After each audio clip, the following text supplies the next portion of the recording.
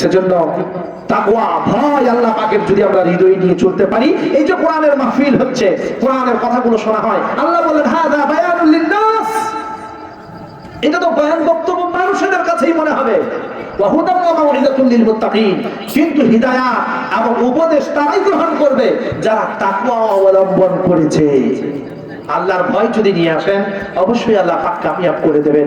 বুখারী শরীফ আছে যে একজন লোক সৎ কাজ করে নাই, অন্যায় কাজ করে গেছে, কিন্তু মৃত্যুর আগে তার সন্তানদের বলল, আমি যখন মারা যাব আমার লাশটা যেন পুড়িয়ে দিয়ে ওই ছাইগুলোকে আরো পাউডার বানিয়ে দিয়ে অর্ধেকগুলো পানিতে ফেলে দেওয়া হয় আর অর্ধেকগুলো যেন উড়িয়ে দেওয়া হয়, তাহলে কি হবে?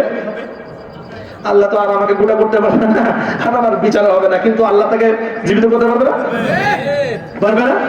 এই প্রশ্ন কে করেছিলেন? ইব্রাহিম আলাইহিস সালাম। তিনি বলেছিলেন وَإِذْ قَالَ إِبْرَاهِيمُ رَبِّ أَرِنِي كَيْفَ تُحْيِي الْمَوْتَى قَالَ أَوَلَمْ تُؤْمِنْ قَالَ بَلَى وَلَكِنْ لِيَطْمَئِنَّ قَلْبِي قَالَ فَخُذْ أَرْبَعَةً مِنَ الطَّيْرِ فَصُرْهُنَّ إِلَيْكَ ثُمَّ اجْعَلْ عَلَى كُلِّ جَبَلٍ منهن جزعا ثم ادعهن ياتينك سعيا واعلم ان الله عزيز حكيم ইব্রাহিম আলাইহিস সালাম বললেন, আল্লাহ মৃত্যুর পর মানুষদেরকে কেমন করে জীবিত করবে আমি দেখতে চাই। আল্লাহ বললেন, তুমি কি বিশ্বাস করো না? তিনি বললেন, কেন নয়, অবশ্যই বিশ্বাস করি, কিন্তু আমার অন্তরের প্রশান্তির জন্য আমি দেখতে চাই। আল্লাহ বললেন, চারটা পাখি পোষো বানানো, তাদের নাম ধরে যেই ডাকে তার সারা দেয়, চলে আসে কাছেতে। আল্লাহ রাব্বুল আমিন বললেন, ওই পাখিগুলো তুমি জবাই করো এবং পাহাড়ের উচ্চ স্থানে তুমি রেখে দিয়ে চলে আসো। উচ্চ স্থানে রেখে দিয়ে চলে আসলো, আর যেই নাম ধরে ডাকলো সব একটা একটা করে চলে আসলো। এখন আল্লাহ পাক হযরত ইব্রাহিম আলাইহিস সালামের জন্য বলছেন, আমার এই কুদরতি ক্ষমতা দেখে ইব্রাহিম আলাইহিস সালাম বলছেন, আল্লাহ বলেন সর্বত্র ক্ষমতাবান। আমার ভাইরা, রাসূল সাল্লাল্লাহু আলাইহি ওয়াসাল্লাম সাহাবাদের বলছেন, আমার সাহাবারা, লোকটা যখন মারা গেল তার লাশটা পুড়িয়ে দেওয়া হলো, ছাইগুলো পাউডার করে দিয়ে পানিতে ভাসিয়ে দেওয়া হলো, অর্ধেকগুলো হাওয়াতে উড়িয়ে দেওয়া হলো।